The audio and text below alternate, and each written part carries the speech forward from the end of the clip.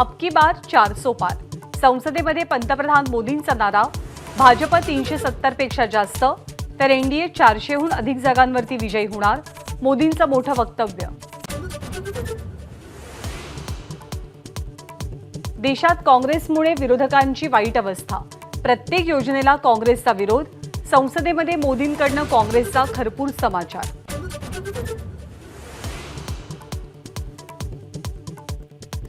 उल्हासनगर गोळीबार प्रकरणी उद्धव ठाकरेंचा देवेंद्र फडणवीसांवरती निशाणा.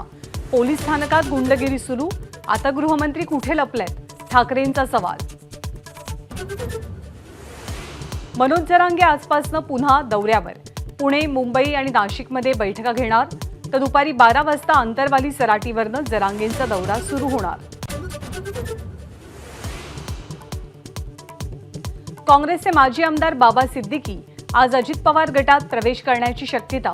अजित पवार गटाच्या बैठकीच्या वेळेला प्रवेश होण्याचा अंदाज. नक्षलवाद्यांचा भरतीसाठी मोठा ॲक्शन प्लॅन तयार. राज्यातल्या 5 शहरांमधील झोपडपट्ट्यांमध्ये जात तरुणांचं केलं ब्रेन वॉश. नागपूरच्या संविधान चौकातील गोंड गोवारी आंदोलन तात्पुरतं स्थगित. 10 तारखेला मंत्रालयामध्ये बैठक.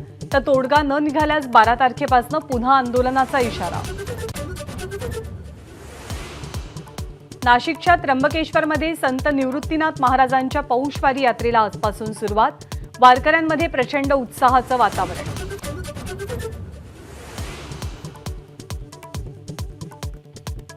आज उत्तराखंड विधानसभेत समान नागरी कायद्याला मंजुरी मिळण्याची शक्यता. कायदा मंजूर झाल्यास उत्तराखंड स्वातंत्र्यानंतर कायदा करणारं पहिलं राज्य असेल. 2026 मधील फुटबॉल वर्ल्ड कपचं बिगुल वाजलं. युनायटेड स्टेट, कॅनडा आणि मेक्सिकोमध्ये खेळवले जाणार सामने. 11 जूनपासून स्पर्धा. वेळापत्रक जाहीर. एबीपी माझा, उघडा डोळे बघा नीट.